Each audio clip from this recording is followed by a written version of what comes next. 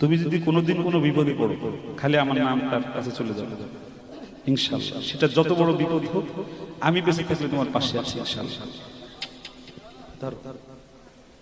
আচ্ছা রায়হান একটু আসো, এরা দুজনে একটু আজান বাজান।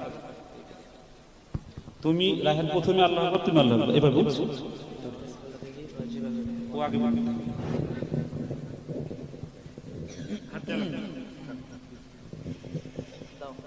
আল্লাহু আকবার, আল্লাহু